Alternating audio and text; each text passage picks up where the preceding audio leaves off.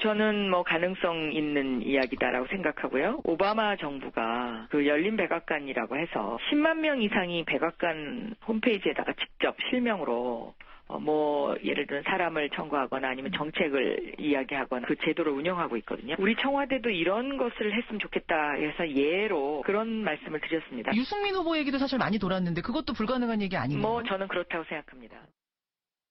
네, 아니나 다를까 이런 얘기가 나오자마자 언론에서 이런 보도가 나왔습니다. 문재인 대통령이 바른정당 유승민 의원에게 여러 차례 전화를 걸어서 경제부총리를 맡아달라 그랬다. 이런 얘기가 나왔어요.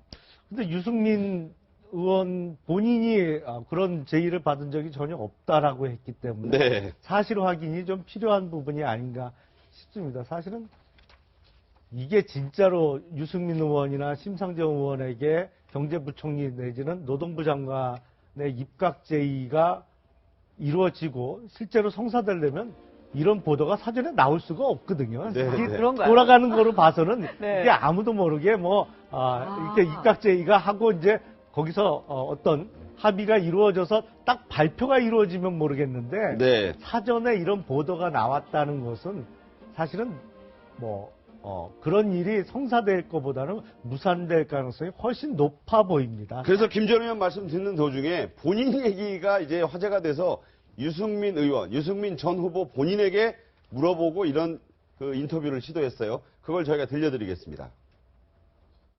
그런 이야기 들은 적 전혀 없습니다.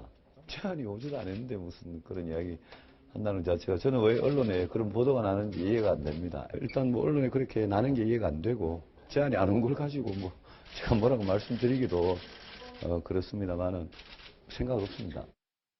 자, 끝에는 이제 제안을 받은 적도 없죠. 생각도 없다. 이게 사실 아까도 나왔지만 조간신문, 한겨레 신문이 네. 더불어민주당 측에서 문재인 대통령이 유승민 의원에게 여러 차례 전화를 해서 경제부총리를 맡아달라고 요청했다라고 보도를 했기 때문에 시작된 거거든요. 이 얘기가.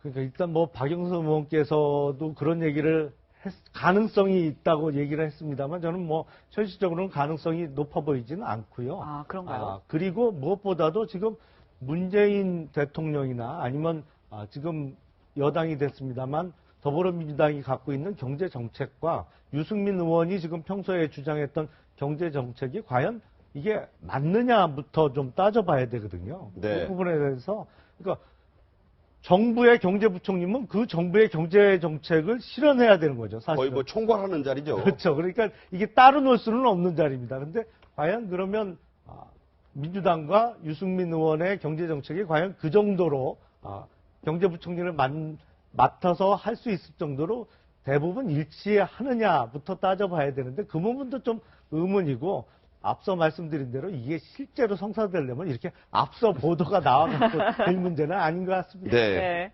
자, 신불리라고 불렸던 바로 정의당의 심상정 대표에게도 이런 제안이 갔다 얘기가 나왔습니다. 바로 노동부 장관 제안이 갔다 이런 얘기가 나오니까 정의당에서는 사실 아니다. 야당이자 공당의 대표가 합리적인 과정 없이 입각 명당에 오르락 내리락 하는 건 상식에 맞지 않다. 이렇게 얘기를 했거든요. 네. 근데 재미나는 건 말입니다. 네. 해당 당사자들은 펄쩍 뛰는데 국민들은 아주 발칙한 상상이다. 참신하다. 참신하다. 발칙하다는 뜻이 좋다. 참신하다 이런 뜻이죠? 아주 좋다 이런 뜻으로. 원래는 나쁜 뜻이에요. 발칙하지라는 말이. 네, 역설적인 표현인데 하여튼간에 그래서 참신하다라고 보는 것에 대해서 그 여론이 의미하는 것이 무엇인가를 좀 고민을 해봐야 되겠다는 생각이 들고요. 사실 야당은 여당에서 견제 감시를 이야기하지만 속으로는 정부 여당이 실패하기를 기원하는 게 야당의 속성 아니겠습니까? 그래서 그렇게 정쟁의 싸움만을 하지 말고 네. 경제나 민생, 안보 문제에서는 윈윈하는 모습. 그래서 그런 문제에서는 연정까지는 나가지 못하더라도 개인의 입각 참여를 함으로써 제가 볼 때는 국민들의 민생과 안보에 도움이 되는 그런 정치를 해보자라는 게 국민들의 바람인 것 같고 그러기 위해서는 저렇게 운동장을 넓게 쓰려면 앞서 우리 의원님 말씀하신 대로 룰을 지켜야 됩니다. 그 룰은 뭐냐면 문재인 정부의 정책과 국정 비전에 대해서 동의하는지 여부에 대한 소신을 밝히고 그리고 본인이 속한 정당에 대해서 양해도 구하는 절차가 있어요. 네. 그렇다고 해서 정당 연정이 아니기 때문에 정책 협약이라던가 합의 이런 것까지 필요 없지만 아무튼 개인이 그런 요청을 받았으면 본인 소속한 정당에 협의는 가는 과정은 거쳐야 되겠다는 생각이 들고 아무튼 해당 당사자들은 펄쩍뛰지만 국민들은 아주 즐겁게 바라보고 있는 건 사실이라는 생각이 듭니다. 네, 그런 얘기 결례가 있을 수 있습니다. 이 야당, 이제 야당이요, 당이 분명히 여러분 바뀌어가지고 국민의당이나 자유한국당을 야당이라고 하고 있습니다. 야당이 이런 반응들을 내놨습니다. 먼저 정우택 자유한국당 대표권한대행, 그리고 최경환 국민의당 의원 반응 차례로 들어보겠습니다. 새 정부가 출범하자마자 야당 의원을 내각에 참여시키겠다는 것은 야당 내부 분열을 노린 수준 낮은 정치 공작에 불과하다고 규정합니다. 말로는 야당과 협력과 협조를 부탁하면서 벌써부터 이러한 수준 낮은 정치 공작이나 꿈꾸는 것에 대해서 대단히 유감스럽다는 말씀을 드립니다.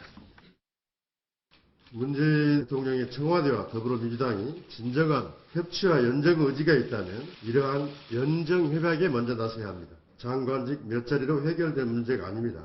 연정 협약 없이 내각에 참여할 야당 의원들도 없을 것이며 그런 정치 공작에 넘어갈 의원들도 없을 것입니다.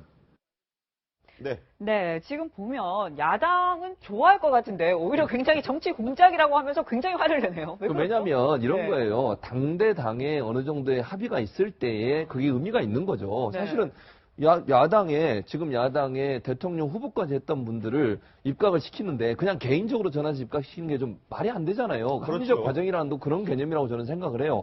당대 당이 그럼 우리가 함께 국정을 함께 동반자로서 가자라고 하는 일정 부분의 당대당의 논의가 있고 네. 그 상징적인 의미로 대통령 후보를 했던 분들을 장관에 임명하는 것은 맞다고 봐요. 외국도 다 그렇게 하는 거 아니겠습니까? 그렇죠. 예. 그러니까 뭐 유럽의 나라들 보면 당대당끼리 일정 부분 어느 정도 연정의 협의라든지 아니면 얘기가 있고 그 다음에 상징적으로 그곳에 있는 의원들을 또는 당수들을 장관에 임명해서 함께 일을 하는 것이고 DJP 연합 때도 마찬가지 아니에요? 김대중 대통령이 당선되고 나서 김종필 총리로 임명했지 않습니까? 그런 여러 가지 상황을 봤을 때는 결국 당대당의 협의가 먼저이고 그 다음에 당대당의 협의 이후에 필요한 사람들을 입각시키는 것이 자연스럽고 어떤 불만 없이 할 수 있는 방법이라는 생각이 듭니다. 네. 네. 자, 우리 김 변호사 보시기에는 어땠어요? 그런데 이제 일단 더불어민주당 제외한 야당이지 않습니까? 야당 입장에서는 사실은 굉장히 반가워하지 않을 거라고 봐요. 왜냐하면 예를 들어서 유승민 의원이 만약에 내각에 참여한다고 해봐요. 그러면 사실 유승민 의원도 사실 TKG에서 뭐 배신자다 그런 말을 들었지 않습니까? 네. 그런데 정책과 이념이 맞지 않는 데 가서 뭐 장관한다랄지 내각에 참여하는 것 자체는 본인의 앞으로 어떤 이념과 정체성에서 또 이게 나중에 분란의 소지가 충분히 있고요. 아니 그래도 다들 협치하라고 막 그랬잖아요. 그런데 이제 협치라는 것 자체가 사실은 쉽지 않다고 봐요. 예를 들어서 어떤 당에 소속된 사람을 한 명을 갖다가 장관에 임명한다고 한다면 그 전제는 그 당에서 또 그거에 대해서 또 긍정적으로 찬성을 해줘야지 가능한 거 아니겠습니까? 그래서 협치를 한다는데 협치 자체가 어떤 좀 플렉시블한 거, 유연성 있는 거 그렇게 가야 하는데 사실 야당에서 어떤 누굴 데리고 온다는 건 쉽지 않다고 보고요. 네네. 야당 입장에서는 그럴 겁니다. 연정을 전제로 한 협치에 대한 찬성을 하겠죠. 왜냐하면 연정이라는 것은 같이 정권을 꾸려가는 거 아니겠어요? 그래서 바른정당도 마찬가지고 자유한국당도 마찬가지고 국민의당도 마찬가지죠. 연정을 전정으로 해서 협치를 할 수 있지만 단순히 어떤 한 명을 빼내가서 내각에 참여시키는 것 자체는 당의 입장에서 굉장히 불쾌한 것이 될 수 있다는 거죠. 그래서 네. 그 부분에 대해서는 절차적인 문제랄지 또 현실적인 문제가 굉장히 장애가 될 수 있어요. 자, 여러분들 말씀 중에 이런 아이디어는요. 과거 미국의 에이브러햄 링컨 대통령이 정적들로 꾸려진 내각을 만들었습니다. 팀 오브 라이벌스라는 저게 책의 제목이기도 한데 전쟁 장관, 저게 말하는 남북 전쟁 장관은 자신을 가장 통렬히 비판하던 불쌍한 바보다. 링컨은 에드윈 스탠튼이라는 사람을 남북 전쟁 장관으로 썼었고 자기들과 경쟁을 했던 1, 2, 3위 쟁쟁했던 학식도 높고 이런 사람들을 국무장관, 재무장관, 저기에는 빠져 있습니다만 법무장관을 시켜서 저 내각들을 이끌고 남북전쟁을 승리로 이끄는 미국의 위대한 대통령이 됐다. 저기서 이제 많은 아이디어를 좀 얻어서 나온 얘기인데 링컨은 실제로 이렇게 얘기했습니다. 우리는 국민을 통합해야 한다. 이들은 능력자다. 나는 국민이 이들의 봉사를 받을 권리를 박탈할 권리가 없다. 자, 저런 데서 이제 온 건데 저 아이디어가 우리나라에도 잘 실천이 될 수 있을까요? 근데 이제 링컨 대통령이 저런 모습 때문에 가장 지금도 미국 역대 대통령 중에 존경받는 대통령으로 뽑힙니다만 적어도 21세기 현대 정치에서 특히 대통령제 국가에서는 연정이라는 개념은 사실은 맞지 않는 원래는 그건 아니죠. 그렇죠. 예, 연정이라는 개념은 의원 내각제를 실시하는 나라에서 어느 일당이 과반수를 점유 못했을 때 이제 연정을 꾸려서 이제 의원 내각제로서 이제 끌고 나가는 형태고 지금 우리가 논의하는 협치는 지금 제1당인 민주당도 사실은 과반수에 훨씬 못 미치는 의석밖에 못 갖고 있기 때문에 네. 이제 어떤 행정부와 입법부 간의 역할에 있어서 입법부가 협치로서 어떤 도와줘야 될 부분을 좀 이슈별로 정책별로 이렇게 연대해 나가는 의미에서 협치를 얘기하는 것이지 정당을 달리하면서 그 다른 정당 소속의 의원을 입각시켜서 행정부를 꾸미는 그런 의원 내각제에서의 연정은 조금 생각하기는 어렵습니다. 그러니까 링컨 대통령이 재직하던 기간하고 현대의 개념이 그렇죠. 개념 자체가 조금 안 맞을 수가 있죠. 자, 말씀드린 대로 여러 견해가 있고 이거는 정부의 공식 발표는 아니었고 한 언론의 보도로 이제 화제가 된 부분이에요. 어떻게 보세요? 네, 우리나라에도 대통령 재임에도 불구하고 내각제적 요소인 선거 전 연대를 통해서 통합내각을 꾸린 적이 있죠. 네. 김대중, 김종필, 소위 말하는 DJP 연대가 DJP 연대. 네. 그렇기 때문에 저는 충분히 가능하다는 생각이 들고 다만 선거 전 연정이든 선거 후 연정은 가능한데 그 연정이 어렵다라면 개별 입각을 하는 과정에서 저는 오히려 야당도 계속적으로 국정을 발목 잡고 국정을 비판한다라고 하는 남을 비판자 입장이 있기보다는 한 국정의 운영에 참여를 통해서 집권 경험을 쌓아나가고 그리고 국민들로부터 신뢰를 획득해 나가는 과정들이 오히려 현재 야당으로서의 기능들을 하면서도 정부와 소통할 수 있는 통로를 만든다는 측면에서 개별 입각 정도는 소수를 허용하는 것도 국민들이 바라는 관점에서는 환영할 일이 아닌가.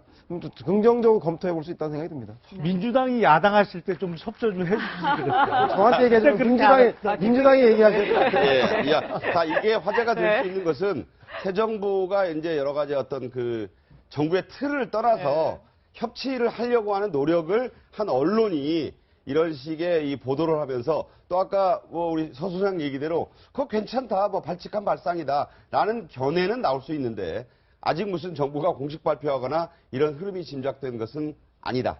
이렇게 말씀을 드리겠습니다. 저 이제 다른 얘기 좀 하죠. 네, 그렇습니다. 바로 이 최순실 게이트와 우병우 전 수석 수사를 담당했던 김순환 검찰총장이요. 결국 문재인 대통령이 취임한 지 하루 만에 사직서를 냈습니다. 그러니까 임기를 못 지키는 채운셈인데 자, 그 다음에 또 화제가 된 인물이 있어요.